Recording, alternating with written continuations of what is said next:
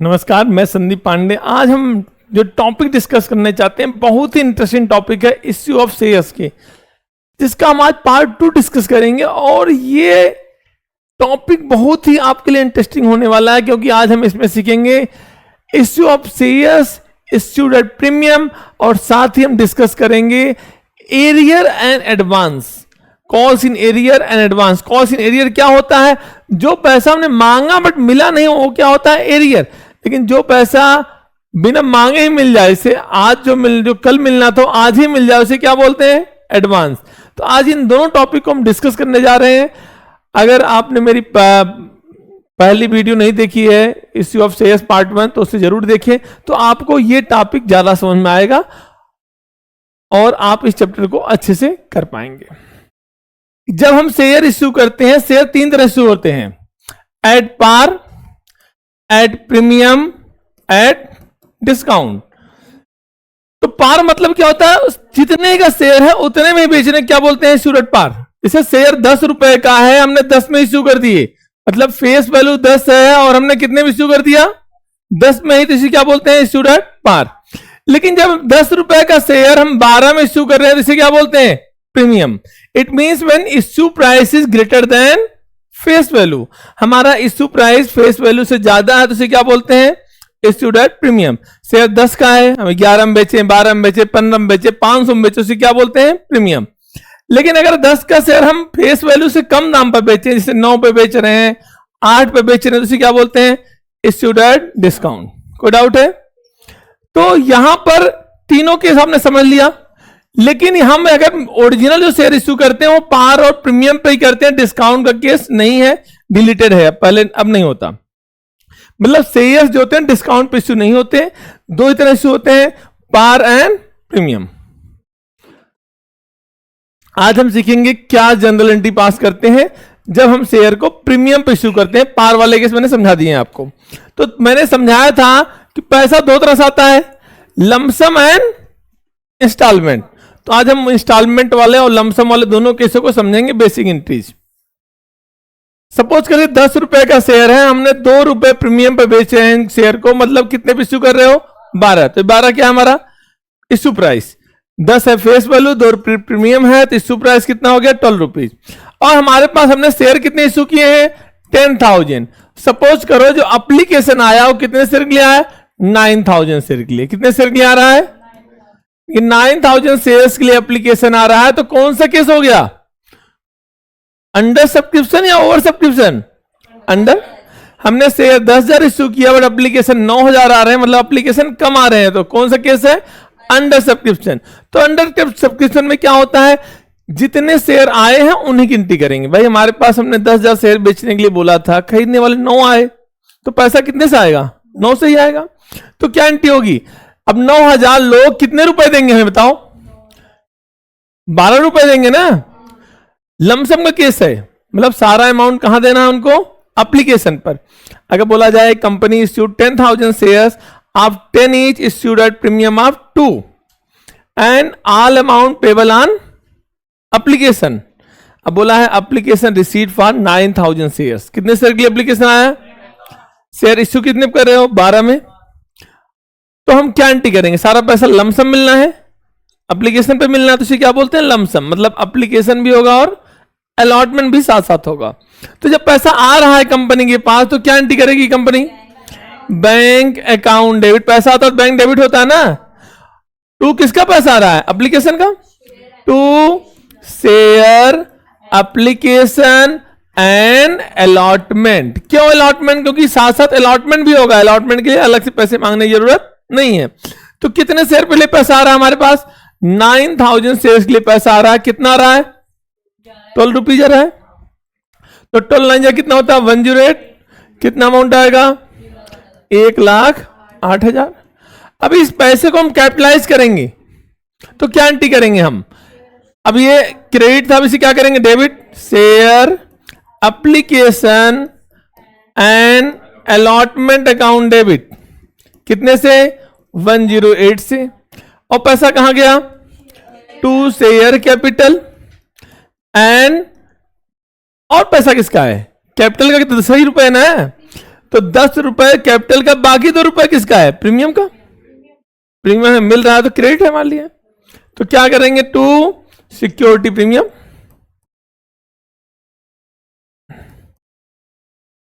तो देखिए कितने आए? 10। तो 9,000 शेयरों पर 10-10 रुपए में मिलना है, कितना मिलना है? 90,000। 9,000 टू कितना होगा? 18,000। तो बड़े सिंपल एंट्री है, जब पैसा मिलेगा bank to share application allotment, and दूसरी एंट्री क्या होगी? Share application allotment debit to share capital and to security premium. लेकिन अगर हम लमसम में, आपको मालूम है केवल 2 एंट्री होती हैं और कोई एंट्री नहीं होती, मिलने की और कैपिटलाइज करने की। लेकिन अगर हमें पैसा इंस्टॉलमेंट में मिले तो क्या होगा? जैसे 10 रुपए का शेयर है, अब प्रीमियम यहां भी 2 रुपए मान लेते हैं, तो यहां पर एप्लीकेशन पर 3 है, अलॉटमेंट पर 4 है, फर्स्ट कॉल पर 4 3 7 5 3 कॉल बनाते हैं, हो गया ना? यहां 5 ही आ गया ना? पहले आपको यही देखना है 12 रुपीज है, पेबल अमाउंट कितना हो गया? 12। पेबल मतलब जितना आपको पे करना है, इश्यू प्राइस, तो कितना पे करना है आपको? 12। पेबल अमाउंट क्या होता है? Issue price. इश्यू प्राइस कितनी है? 12 रुपीज। 12 मिलना है। अगर 3 यहां है, 4 यहां, तो यहां कितना होगा? 7 + 5 कितना होगा? 12। अब आपको ये नहीं बता रखा है प्रीमियम किसके साथ है, इसके साथ है, किसके साथ है, किसके साथ है। अगर क्वेश्चन में बता रखा है एप्लीकेशन के साथ है तो एप्लीकेशन के साथ मानेंगे। अगर क्वेश्चन में बोला होता है कि प्रीमियम किसके साथ है? एप्लीकेशन के साथ, तो कैसे लिखते? 1 कैपिटल का, 2 प्रीमियम का हो गया। कुल कितना मिला है? 3 में प्रीमियम कितना है? 2, तो कैपिटल कितना हो गया? 1। लेकिन अगर बोलता है अलॉटमेंट साथ है तो क्या बोलते हैं? कैपिटल प्रीमियम कितना है? 2, तो बाकी 2 रुपए क्या होता है? कैपिटल। लेकिन अगर आपको बोलता है कि भैया नहीं, फर्स्ट कॉल पर है, क्या मानते हैं? प्रीमियम कितना है?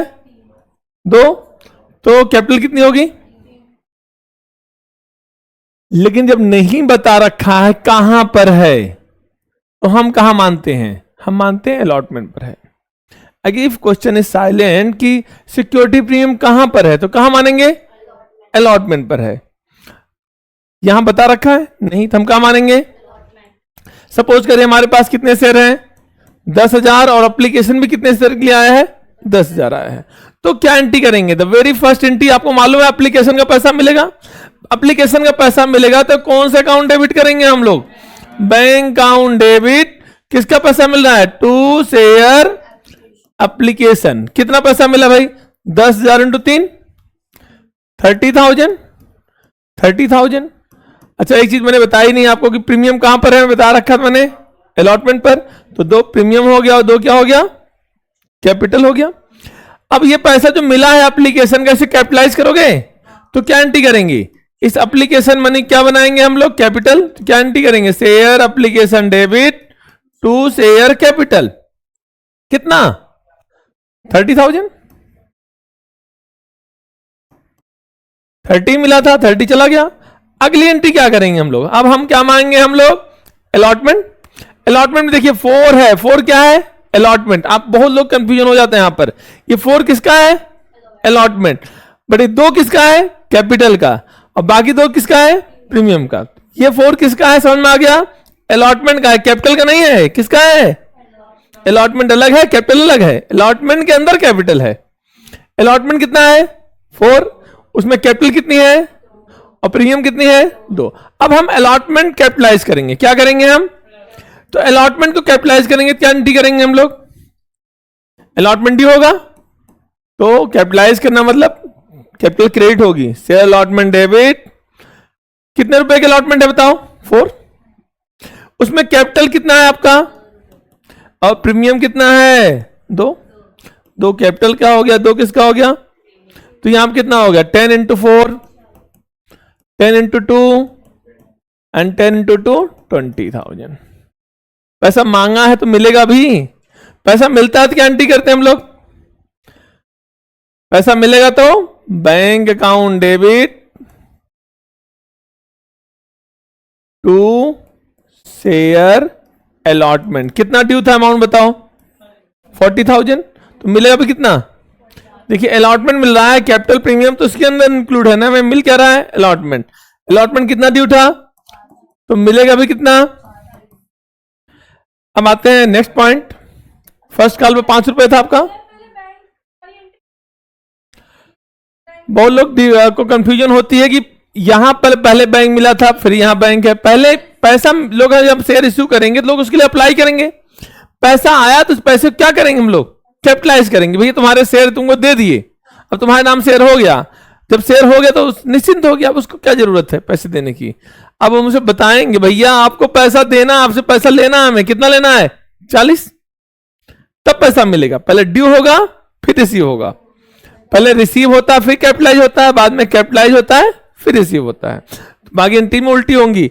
अब हम क्या करेंगे, फर्स्ट कॉल मांगेंगे और फर्स्ट कॉल ही आपका फाइनल कॉल भी है, तो क्या एंट्री करेंगे, share first and final call debit.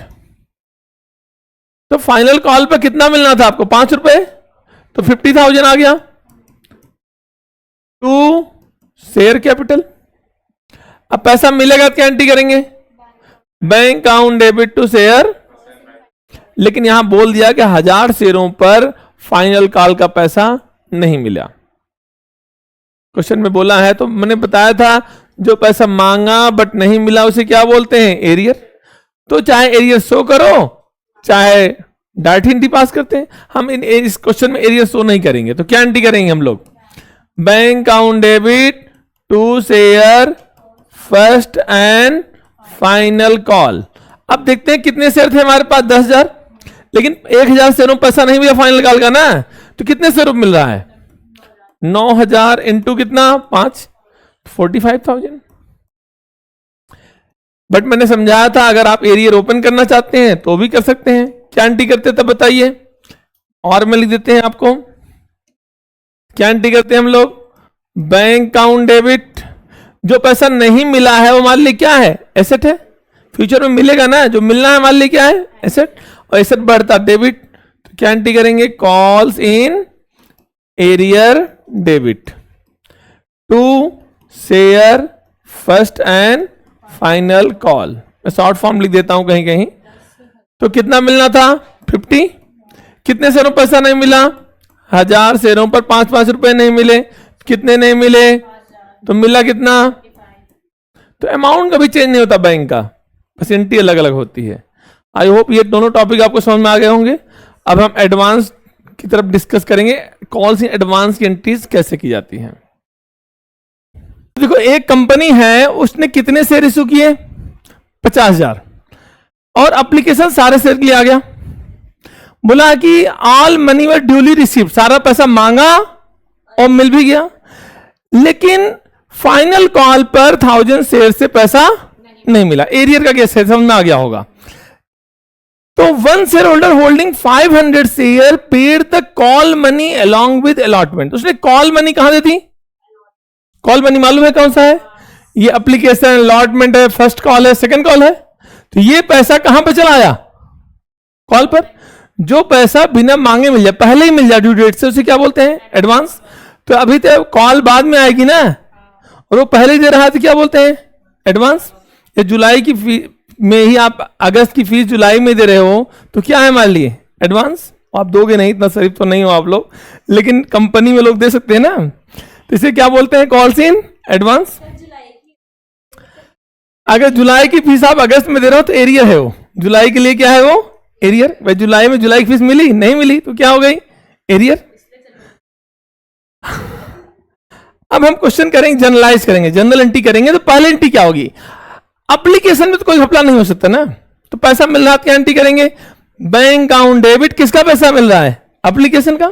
तो क्या एंट्री करेंगे हम लोग, bank account debit to share application.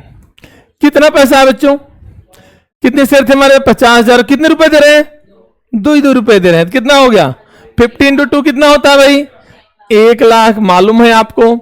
अब इस पैसे को हम क्या करेंगे, कैपिटलाइज करेंगे। तो क्या एंट्री करेंगी, share application debit to share capital 1,00,000। आप देखो एंट्री बार बार पढ़ते हो तो आपको एंट्री रट भी जाती है धीरे धीरे।